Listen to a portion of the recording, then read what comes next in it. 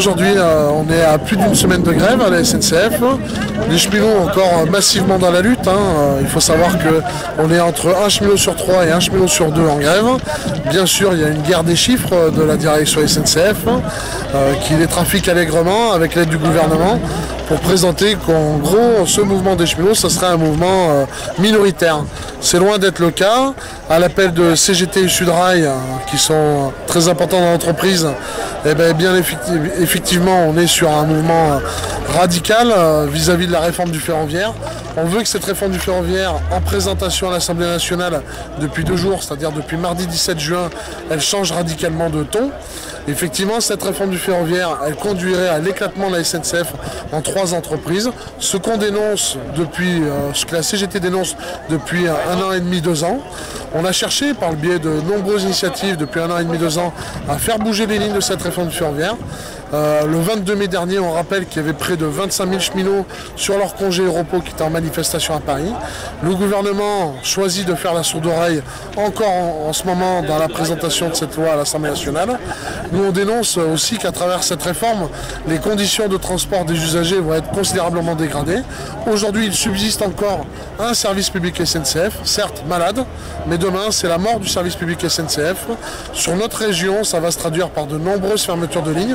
C'est pour ça qu'on est présent aujourd'hui à Arvans, au sud de Clermont-Ferrand. Arvans, c'est une gare symbolique, elle permet d'aller sur la Haute-Loire, sur le Cantal. C'est tout l'axe sud qui en dépend. Et demain, avec les fermetures de lignes, Arvans, il y aura un butoir, il n'y aura plus de train qui ira au-delà d'Arvans. C'est aujourd'hui clair dans les projets du gouvernement. Donc nous, on dénonce tout ça. On ne veut pas que le Massif central devienne un désert. Aujourd'hui, on est déjà coincé avec un certain nombre d'axes routiers. On voudrait rendre payant la circulation aux usagers auvergnats. Demain, s'il n'y a plus de voies, s'il n'y a plus de lignes, ça sera la catastrophe complète. On n'est pas des citoyens de seconde zone.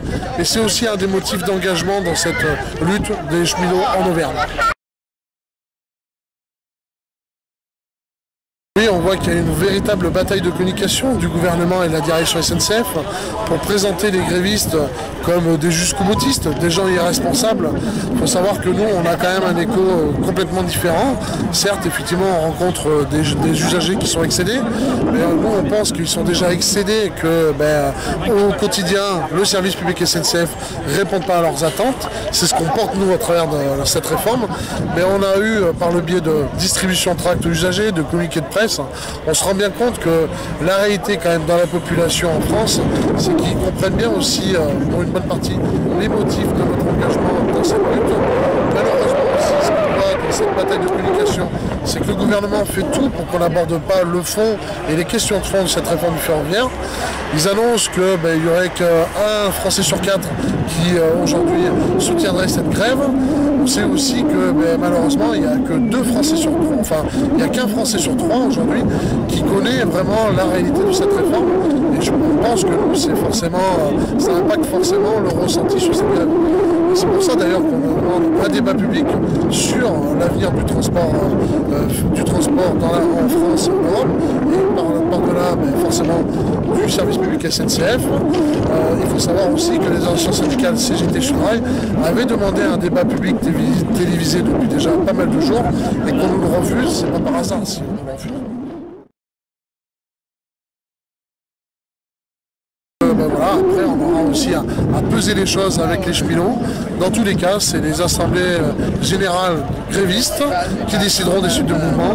Et il faut savoir qu'on a toujours été à leur côté, et à la CGT, que ça ne changera pas. Et on lâche rien. Et on lâche rien. Merci Pierre.